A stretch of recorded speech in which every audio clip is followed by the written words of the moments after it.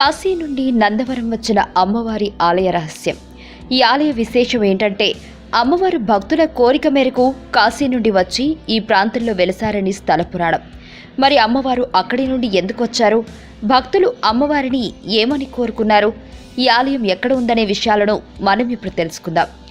ఆంధ్రప్రదేశ్ రాష్ట్రంలోని కర్నూలు జిల్లా బనగానపల్లి మండలం నంద్యాల రహదారి పక్కన బనగాలపల్లికి 8 కిలోమీటర్ల దూరంలో నందవరం అనే గ్రామం కలదు. ఈ గ్రామంలో చౌడేశ్వరీదేవి ఆలయం ఉంది. ఈ ఆలయం చాలా పురాతనమైన ఆలయం. బ్రహ్మంగారు కొంతకాలం నివసించిన బనగానపల్లెకు ఈ క్షేత్రం సుమారు 6 మైళ్ల దూరంలో ఉంటుంది.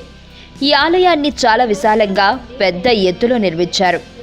ఇక ఆలయ పురాణానికి వస్తే, పూర్వము ఈ నందవరం ప్రాంతాన్ని పాలించే రాజు తనకు ఒక సిద్ధుడు ప్రసాదించిన పాదలేపనంతో ప్రతిరోజు కాశీకి వెళ్లి విశాలాక్షిని పూజించి తిరిగి వచ్చేవాడు.